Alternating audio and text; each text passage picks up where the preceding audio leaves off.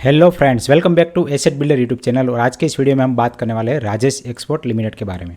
ये शेयर मैंने आज ही परचेस किया है और करंट प्राइस पे परचेस किया, लगभग 570 की प्राइस पे। हाल में इसका प्राइस चल रहा है 566, जो कि लगभग 2% डाउन है अपने ओपन से। तो यहाँ पे कंपनी का मार्केट कैप 16,000 करोड़ का है, लेकिन अगर स्टॉक का पी देखे तो ओनली 11.7 का है। और कंपनी का अगर हम बुक वैल्यू देखते तो 500 का है और करंट प्राइस है 566। अगर हम यहाँ पे पी रेशियो निकाल के देखते तो लास्ट 5 ईयर का यहाँ पे पी रेशियो है, जो एवरेज है लगभग 16, लेकिन अभी ये बहुत ही लो लेवल पे चल रहा है। तो यहाँ पे जो रिसेंट लो था वो 10.9 था और इससे पहले जो लो बना था वहां पे इसका पी 14 का था और हाल में इसका पी अभी 11.7 चल रहा है, जो कि एक लोअर लेवल है। तो यहाँ पे नॉर्मली इसका पी लेवल पे आता है और उसके बाद थोड़ा सा प्राइस बढ़ जाता है। अगर हम इसके प्राइस टू बुक रेशियो की भी बात करें तो प्राइस टू बुक रेशियो भी लगभग 1 के आसपास आता है और ऊपर 2 तक चला जाता है। तो यहाँ पे बेस्ट लेवल है कि इस लेवल पे हम बाय करें और जब भी इसका वैल्यूएशन थोड़ा सा हायर चला जाए, प्राइस टू बुक वैल्यू 1.5 से ऊपर चला जाए, तब हम इसको सेल कर दें। तो यहाँ पे मुझे एक अपॉर्चुनिटी नजर आ रही थी, इसीलिए मैंने यहाँ पे आज बाय किया, लेकिन मेरा आपसे कोई भी बाय और सेल का रिकमेंडेशन नहीं है। और अगर हम क्वार्टरली रिजल्ट की बात करें तो यहाँ पे कंपनी का जो रेवेन्यू है वो 47,000 करोड़ था मार्च 2020 में, जो कि बढ़ के हो गया 1,15,000 करोड़। तो यहाँ पे अगर हम रेवेन्यू देखें तो बहुत ही ज्यादा रेवेन्यू है, क्योंकि यहाँ पे कंपनी का जो बिजनेस है वही ऐसा है। यहाँ पे गोल्ड का बिजनेस है, तो बिजनेस अगर हम देखें तो उसमें जो प्रॉफिट मार्जिन है बहुत ही कम रहता है, क्योंकि जो गोल्ड है उसको रिफाइन करके फिर आगे उसको सेल करते हैं। तो यहाँ पे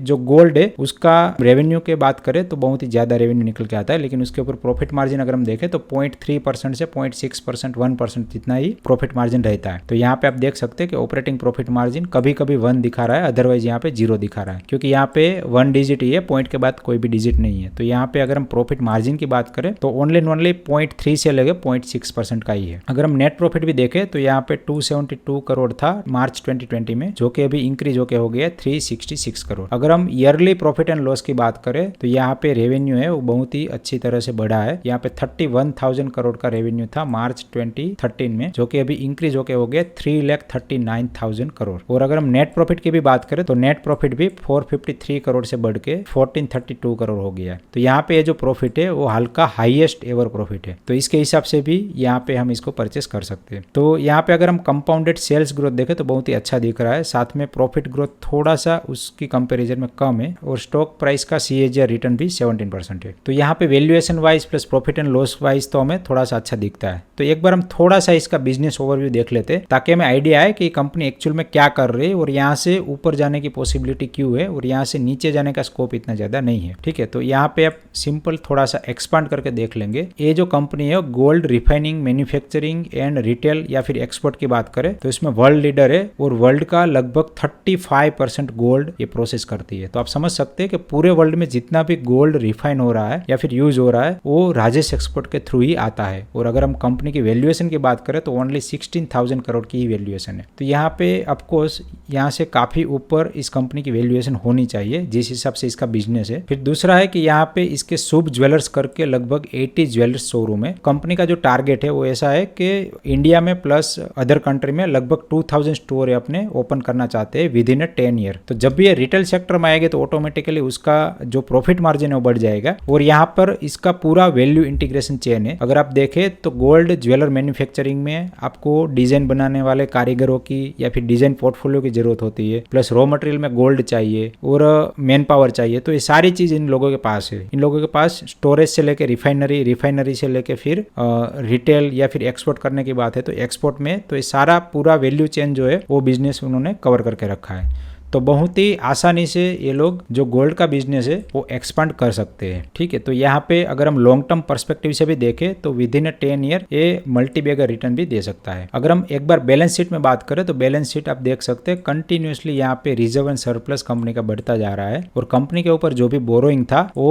2018 में हाईएस्ट था 8,000 करोड़ का, वो अभी ऑलमोस्ट नील हो गया और ओनली 700 करोड़ का है। और अगर हम अदर एसेट में देखें तो यहाँ पे कैश इक्विवेलेंट इन लोगों के पास 2,000 करोड़ का पड़ा है। है, जो कि पहले 15,000 करोड़ का था, वो अभी यूटिलाइज कर लिया है अदर एसेट में। और यहाँ पे हाल फिलहाल में भी 2,000 करोड़ का केस पड़ा है। तो ये जो केस है उसकी बहुत ही बड़ी एक स्ट्रेंथ है, क्योंकि ये जो केस है कभी भी कोई भी अपॉर्चुनिटी आती है तब एक केस यूटिलाइजेशन डायरेक्टली कर सकते हैं और कोई भी बिजनेस अपॉर्चुनिटी को ग्रैब कर सकते हैं। तो यहाँ पे बैलेंस शीट के हिसाब से भी काफी स्ट्रॉन्ग है। और सबसे ज्यादा जो अट्रैक्टिव बात है वो है इसकी शेयर होल्डिंग पैटर्न। यहाँ पे आप देख सकते हैं कि प्रमोटर के पास कंसिस्टेंटली जो भी शेयर होल्डिंग है वो एज इट इज है। और साथ में अगर हम FII DIs की बात करें तो उनके पास भी ये जो शेयर होल्डिंग है वो कंसिस्टेंटली बना हुआ है। और यहाँ पे अगर हम DI की बात करें तो थोड़ा सा शेयर होल्डिंग बढ़ाया है, कम नहीं किया है। लेकिन अगर हम पब्लिक की बात करें तो पब्लिक में हमें यहाँ 17% का शेयर होल्डिंग दिख रहा है। लेकिन अगर हम एक्सपांड करते हैं तो यहाँ पे हमें पता चलता है यहाँ पे जो most of the share holding है वो HNI के पास है, मतलब कि हाई नेटवर्थ इंडिविजुअल के पास है। तो यहाँ पे पब्लिक के पास ओनली एंड ओनली 3% ही शेयर बचे हुए हैं। और उनमें से भी आप अगर डिटेल में जाएंगे तो पता चलेगा कि ओनली 1.67% शेयर ही जो आम रिटेल पब्लिक है उसके पास है, और बाकी सारे जो रिटेल है वो काफी बड़े रिटेल पब्लिक है। तो यहाँ पे जो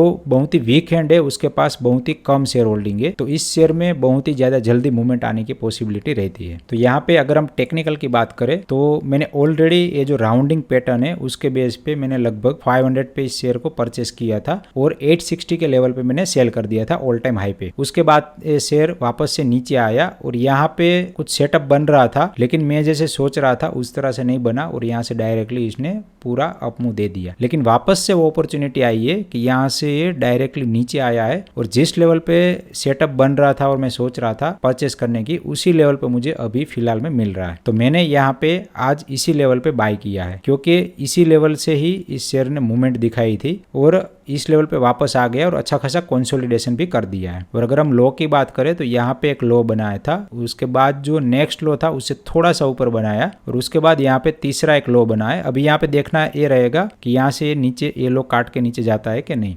लेकिन मोस्ट प्रोबेबली ये जो लो है उसको कट करके नीचे जाना थोड़ा सा मुश्किल है, क्योंकि यहाँ पे आप देख सकते हैं कि ये जो प्राइस एक्शन बना है वहाँ पे थोड़ा सा वॉल्यूम भी आया है, जो कि ये जो वॉल्यूम है वो जब भी मूवमेंट आई थी उस टाइम पे जितना वॉल्यूम था उतना वॉल्यूम यहाँ पे आया हुआ है। तो यहाँ से पॉसिबिलिटी है थोड़ा सा कंसोलिडेशन दिखा के फिर आराम से इस लेवल को टच कर दे। अब यहाँ पे मैं जब लेवल की बात करता हूँ तो यहाँ पे मेरा कोई भी बाय और सेल का रिकमेंडेशन नहीं है। मैं चीज इसीलिए बता रहा हूँ कि मैंने कौन सी थॉट प्रोसेस के बेस पे ये शेयर बाय किया है। तो अगर हम यहाँ पे ये जो रेजिस्टेंस दिखाया था इस लेवल पे, अगर उस लेवल तक भी हम पोटेंशियल गेन देखते हैं तो यहाँ से लगभग 25% का पोटेंशियल गेन है। और अगर हम वापस से 860 का लेवल भी देखते हैं तो यहाँ से 50% का आराम से पोटेंशियल गेन है। तो यहाँ पे मेरा जो टारगेट है वो 860 के लेवल तक है, मैं वहाँ पे प्रॉफिट बुक कर लूँगा। मैंने ऑलरेडी GTT लगा दिया है। अब क्योंकि मैंने यहाँ पे दूसरी बार एंट्री ली है तो मेरे लिए यहाँ पे रिस्क रिवॉर्ड भी फेवरेबल है। तो ये सारी चीज़ देख के ही मैं ट्रेडिंग करता हूँ। और दूसरी चीज़ ये है कि यहाँ से नीचे जाने की प्रोबेबिलिटी बहुत ही ज़्यादा कम है, क्योंकि इसी लेवल पे